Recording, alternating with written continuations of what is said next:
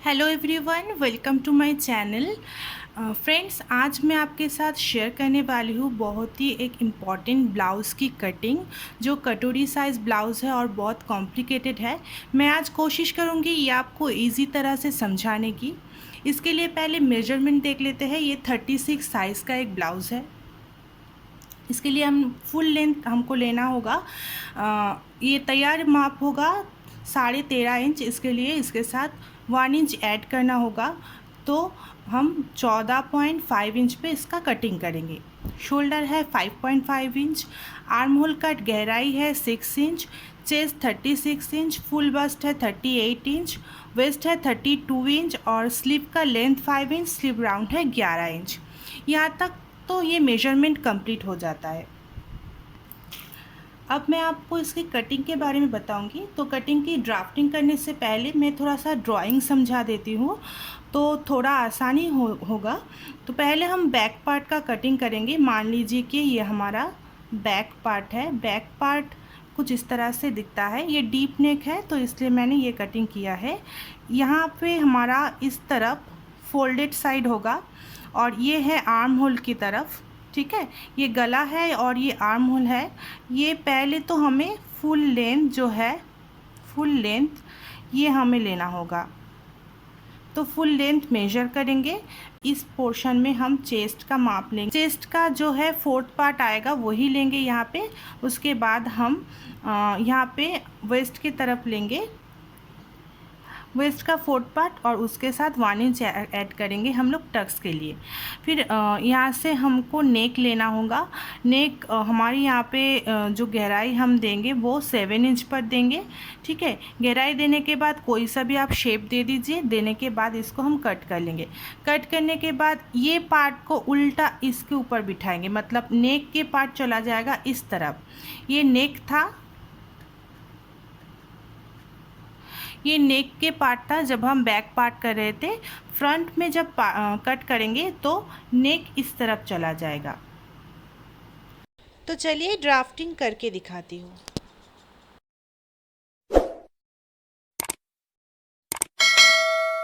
तो पहले हम बैक का पार्ट कट करेंगे। इसके लिए जैसे कि मैंने कहा था 14.5 इंच पे मैं लेंथ ले रही हूँ और इसको सीधा कर लूँगी। सीधा करने के साथ शोल्डर का भी मेजरमेंट मैंने दे दिया है 5.5 इंच और आर्म होल गहराई मैंने दिया है 6 इंच पर।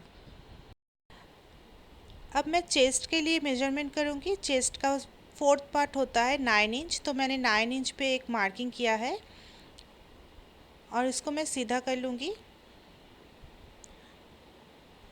वेस्ट का 4था पार्ट 8 इंच होता है 32 इंचेस का, उसके साथ मैंने हाफ इंच ऐड किया है। हाफ इंच ऐड करके मैं लूँगी, क्योंकि पीछे की तरफ में टक्स देना होता है।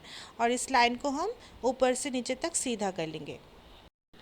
देखिए, अब ये डीप नेक ही है, क्योंकि नेक 4 इंचेस के ज़्यादा है, इसलिए मैंने यहाँ से हाफ इंच बढ़ा के इस लाइन को तिरछा कर लिया है।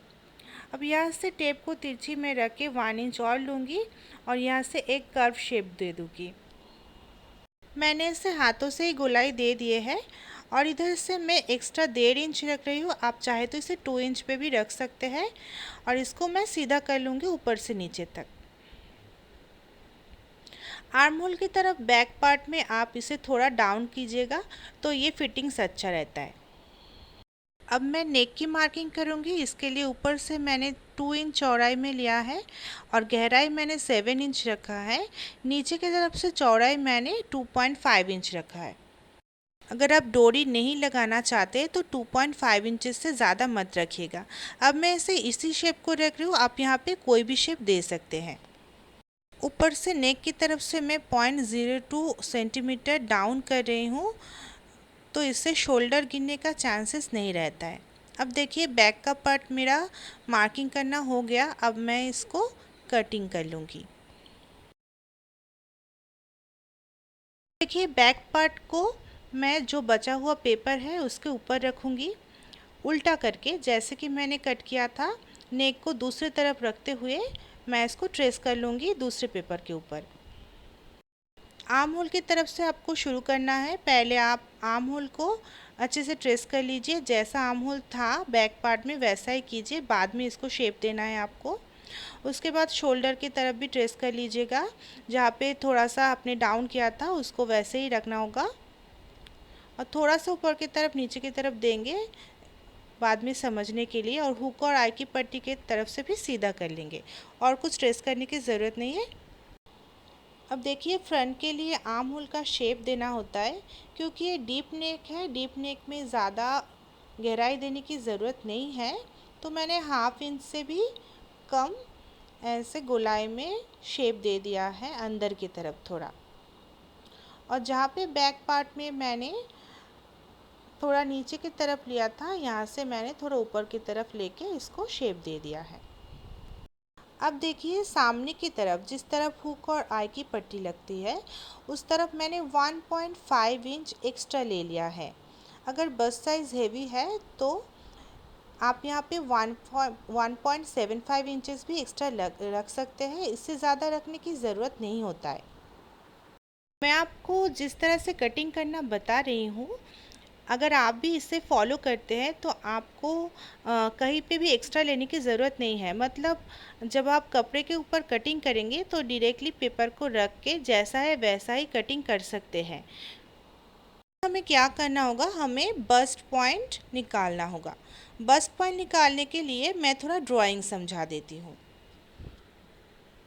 अब थोड़ा सा ड्राइंग देख लीजिए। देखिए ड्राइंग जो फ्रंट पार्ट है वो ऊपर से लेके यहाँ तक बस्ट पॉइंट आपको निकालना होगा। वो हम कैसे निकालेंगे, अब 32 से 36 इंचेस के ब्लाउज़ में, चेस्ट साइज़ के ब्लाउज़ में 9.5 इंच पे बस्ट पॉइंट निकालता है, ये मेन पॉइंट है। अब इसके साथ हमें प्लस करना होगा और 1.5 इंच, तो ये टोटल हो जाता है आपका 11 इंच। अब ये 11 इंच हमें क्यों लेना होगा, हमें तो 9.5 इंच पर निकालना है। अब देखिए ऊपर की तरफ अब जब ब्लाउज़ को सिलाई करेंगे तो यहाँ पे 1/2 इंच आपका सिलाई में चला जाएगा, यहाँ से भी एक जोड़ आएगा तो यहाँ से भी 1/2 इंच आपका सिलाई में चला जाएगा, और यहाँ पे भी एक जोड़ आएगा तो यहाँ पे भी 1/2 इंच चला जाएगा। तो 3 बार 1/2 इंच करके अगर आप लेते हैं तो 1.5 इंच आपका एक्स्ट्रा हो जाता है। अब इसलिए मैंने 9.5 इंच के साथ 1.5 इंच एक्स्ट्रा लिया है। अब 11 से 11.25 आप ले सकते हैं। 2.25 मैंने इसलिए लिया है, कभी कभी सिलाई में ज़्यादा भी चला जाता है, तब दिक्कत नहीं होगा।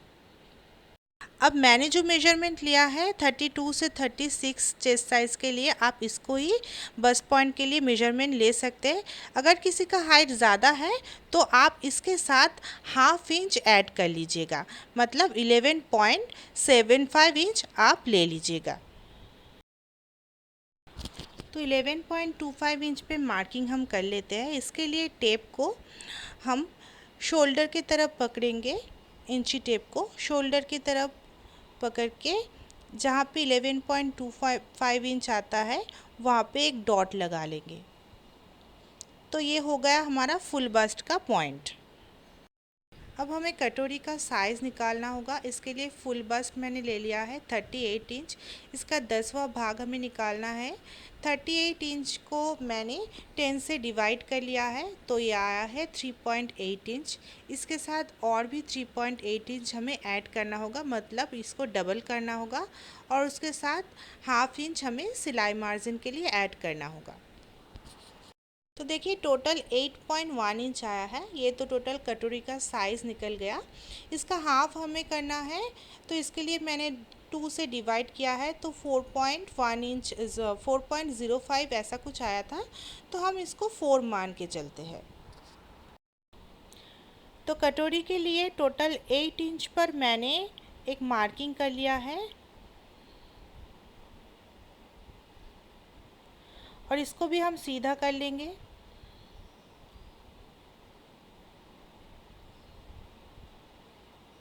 अब इसका सेंटर पॉइंट निकालना होगा। 8 इंच का सेंटर पॉइंट 4 इंच आता है, तो 4 इंच पर मैं एक और मार्किंग कर लूँगी।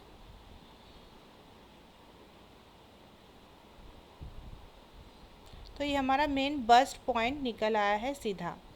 अब ये बस्ट पॉइंट निकालने के बाद हमें गले की शेप देना होगा। हमें फ्रंट नेक के लिए शेप देना होगा। इसके लिए मैं स्केल को सीधा पकड़ के जितना आप डीप रखना चाहते हैं, मैं 7 इंच रख रही हूँ यहाँ पे। आप 7.5 इंच 8 इंच तक भी रख सकते हैं, पर उससे ज़्यादा मत रखिएगा। डीप नेक पीछे की तरफ भी है तो सामने की तरफ कोशिश करिए 7 इंच या 7.5 इंच पे रखने की। और आगे से मैं 2.5 इंच पे मार्किंग कर रही हूँ। पीछे से भी मैंने चौड़ाई 2.5 इंच ही रखा था, तो सामने से भी मैं यही रख रही हूँ। इससे ज़्यादा रखेंगे तो शोल्डर गिरने का चांसेस रहता है। आप 2.75 इंचेस भी रख सकते हैं, पर उससे ज़्यादा मत रखिएगा। अब इसको 1 इंच तिरछा करके ऐसे मैं गोलाई में हल्के हाथों से शेप दे दूँगी। थोड़ा अंदर के तरफ मैं ले लूँगी तो ये शेप अच्छा आएगा। मैंने राउंड में शेप दिया है, आप कोई भी शेप दे सकते हैं यहाँ पे। अब देखिए मैंने साइड से एक सीधा लाइन ड्रॉ कर लिया है। यहाँ से ऊपर की तरफ 1.25 इंच मैं उठा लूँगी। 1.25 इंच पे मैंने एक मार्किंग किया है इस तरफ, और सेम आगे की तरफ भी 1.25 इंच पे मैंने एक मार्किंग किया है। अब जो मैंने बस्ट पॉइंट निकाला था वहाँ पे ऐसे स्केल को तिरछा रख के दोनों तरफ से लाइन खींच लूँगी। अब देखिए हमें ऊपर की तरफ इस तरफ गोलाई में कटोरी का शेप देना है, इसलिए फिर से मैं शोल्डर की तरफ से इंची टेप को रखूँगी और मैंने यहाँ पे 5 इंच पे एक मार्किंग किया है। आप 5.5 इंच या 6 इंच कोई भी जगह पे मार्किंग कर सकते हैं, ये आपके ऊपर डिपेंड करता है आप कैसा ये शेप देना चाहते हैं। 1/2 इंच इधर उधर होने से कोई प्रॉब्लम नहीं होता है। अब देखिए इधर से मैंने थोड़ा सा 0.02 सेंटीमीटर आगे की तरफ लिया है, और जहाँ पे ये 2.5 इंच का मैंने गले का मार्किंग किया था वहाँ से यहाँ तक एक तिरछा लाइन ड्रॉ कर लिया है। तो ये हमारा एक ऊपर का जो कटोरी है वो कंप्लीट हो गया है। अब हमें नीचे की जो कटोरी है उसका मार्किंग करना होगा। इसके लिए फिर से एक बार ड्राइंग चेक कर लेते हैं। फिर से फुल वास जितना है उसका 10वां भाग यानी कि 3.8 इंच का ज़रूरत होगा, क्योंकि ये जो नीचे का कटोरी है ये 3.8 इंच लंबाई होगा। तो मैंने 3.8 इंच पे नीचे की तरफ एक मार्किंग कर लिया है।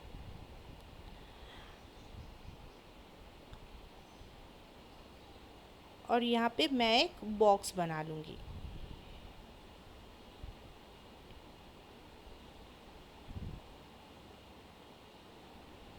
तो मैंने बॉक्स बना लिया है। अब देखिए हमें इस तरफ जितना हमने उठाया था ऊपर की तरफ उतना ही, मतलब 1.25 इंच नीचे की तरफ डाउन करेंगे और इसको तिरछा कर लेंगे। और ऊपर की तरफ जितना हमने बाहर की तरफ लिया था उतना ही इसमें भी बाहर की तरफ ले लेंगे। और इस तरफ से हमें 1/2 इंच डाउन करना है, तो इससे हो जाता है।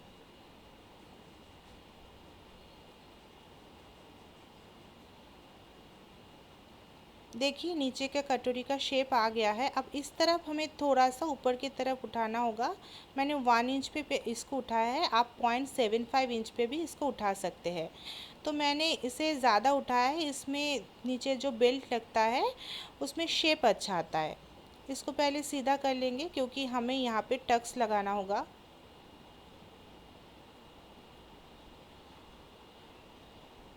इसको सीधा करके ये दोनों पॉइंट हम जोड़ लेंगे।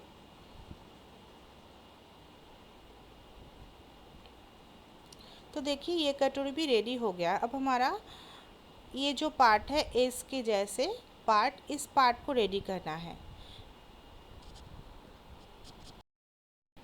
इसके लिए हमें ये मेजरमेंट लेना होगा ऊपर की तरफ और नीचे की तरफ दोनों का। हम नाप लेते हैं टोटल कितना आता है।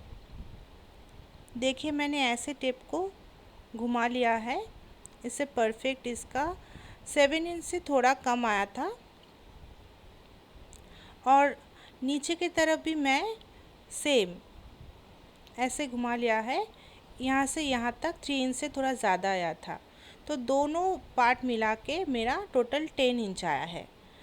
अब हमें ये जो पार्ट है इसे भी हाफ इंच मतलब कम करना होगा, क्योंकि ये दोनों तरफ सिलाई में थोड़ा थोड़ा चला जाएगा। तो 10 इंच से मैंने हाफ इंच कम कर लिया है। यहाँ से हमें 9.5 इंच पे मार्किंग करना होगा। तो देखिए 9.5 इंच पे मैंने मार्किंग कर लिया है। अब हम इसको सीधा कर लेंगे। तो मैंने इसको सीधा कर लिया है। अब इस तरफ हमें हाफ इंच ऊपर की तरफ लेना होगा। इससे जो बेल्ट हम लगाएंगे तो तब शेप अच्छा आएगा। इसको मैंने ऊपर की तरफ ले लिया है। तो देखिए हमारा तीनों पार्ट रेडी हो चुका है। ऐसे मैंने 1 2 3 करके मार्किंग कर लिया है। अब हमें बेल्ट के लिए कटिंग करना होगा। इसके लिए मैंने बैक पार्ट उठा लिया है। बैक पार्ट में नीचे की तरफ टोटल कितना आया था ये आपको मेजर करना होगा। देखिए ये टोटल 10 इंच आया है। इससे हम हाफ इंच कम लेंगे, क्योंकि बैक पार्ट में यहाँ पे टक्स होगा। फ्रंट पार्ट में टक्स तो ऊपर की तरफ लग जाएगा, बेल्ट पे कोई टक्स नहीं होता है। तो मैंने 9.5 इंच पे एक मार्किंग किया है। ये आप ऊपर की तरफ भी कर सकते हैं। मैंने यहाँ पे 9.5 इंच पे मार्किंग कर लिया है। अब आगे की तरफ मैंने 3.5 इंच पे मार्किंग किया है।